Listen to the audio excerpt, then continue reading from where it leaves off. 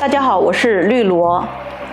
我在网上呢看到过这样一句话，说人心叵测，世态炎凉，做人呢不能太善良。话呢是比较激进了一些，但是呢道理还是有的。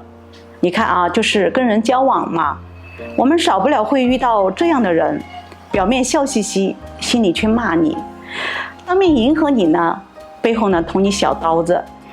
所以说呢，知人知面不知心，防人之心呢不可无。那我们说人心藏得这么深，我们怎么才能看透呢？别着急，鬼谷子呢这么3句话教你看清人心。这第一句话呢是必以其甚喜之时，往而及其欲也，其有欲也，不能引其情。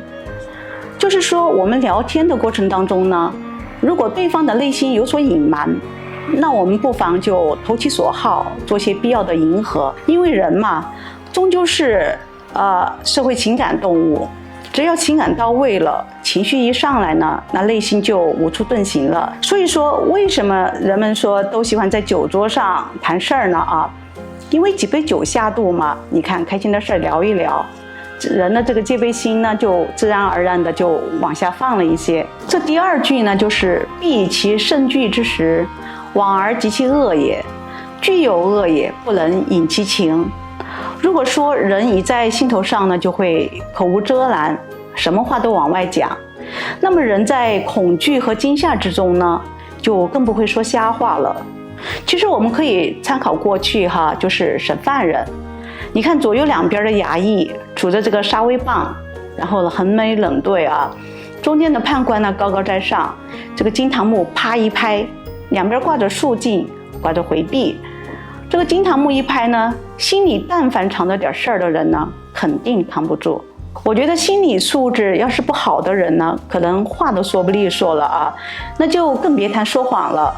所以呢，抓住机会，小以利害，透露出你的锋芒来，或许你能够镇住他，然后让对方一紧张呢就露出马脚来。如果一个人不会表现出极端的情绪，那上面的这2个办法呢，可能就帮助不了你了。你不妨再听听下面这一句，这句话叫做感动而不知其变者，来且错其人，勿与语，而更闻所亲，知其所安。什么意思呢？就是说，如果这个人呢特别有城府，又特别善于隐藏，你既然从他身上撬不开，那你不妨从他的身边人入手。因为人呢，他再怎么谨慎他总有露出马脚的时候。通过第3方呢，不失为一个好的办法。世上呢没有不透风的墙，人呢也没有谁能够做到绝对的隐藏好自己。一个人无论心理素质再好，城府再深，想要完全隐藏自己还是很难的。虽然说人心呢善于隐藏跟伪装，但是我们终归能找到一点蛛丝马迹。